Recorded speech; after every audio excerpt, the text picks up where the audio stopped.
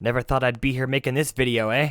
Hello everyone, it's time, the forbidden ground that I said I would never tread. I always said, oh, I'll never play Poppy support, it's terrible. Well, actually, turns out it's pretty fun and OP. What if I told you there's a role you could play Poppy in? You didn't have to deal with counter picks like Darius and Olaf, and well, just top lane in general. No jungle timers or tracking, the freedom to build tank or lethality all you want, and you get to run around the map like an idiot causing mischief and mayhem. Well, that's exactly what Poppy support is. Welcome to my Grandmaster Poppy support guide. I am Dacnomaniac, a 3 million mastery point, level 260 something on Poppy. I don't know, man, it's just not the same anymore.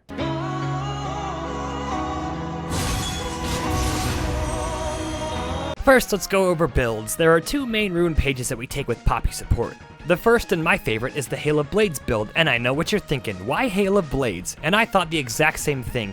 I mean, aside from more burst, what else could it do? I tried it and then discovered the secret. It makes you toss shieldy almost instantly, giving you great poke in lane to proc your support item. Here is all the rest you will take, mostly focusing on mobility and a little bit of damage. I'll take this page against double squishy lanes, or where I have Giga Chad ADC like Jhin, Draven, or Samira. You know, ADCs that have massive schlongs and aren't afraid to slam it on the table.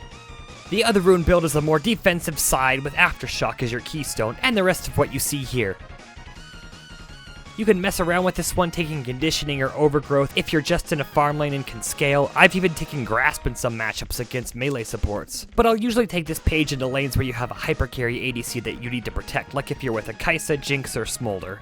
Next, let's look at items. First, we always start out with the support item, of course. We are going to be upgrading that into Bloodsong 80% of the time. Bloodsong is too perfect for Poppy. It's a Sheen item and Old Even Shroud combined, causing your next basic attack after using an ability to deal bonus damage, and if you hit a champion, increases the damage they take by 10% from everyone. Currently, for the first item, I'm rushing either Warmogs or Deadmans. They just nerfed Warmog, so it's not as good, but it's still really broken. It allows you to just perma-roam with crazy move speed and HP regen to engage and gank over and over and over without backing.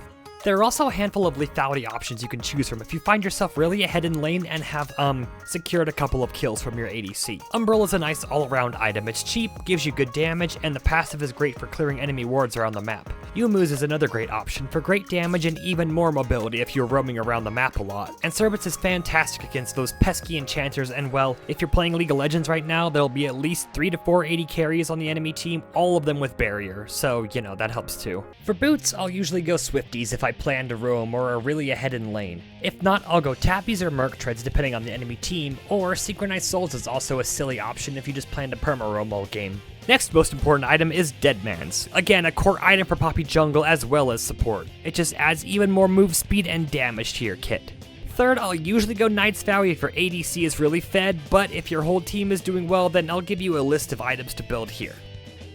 And now on to matchups. Here's the tier list I made up playing about 100 games in Challenger and GM Elo. Poppy excels versus Engage Melee, aside from Braum being the exception. I usually get destroyed by Brahms.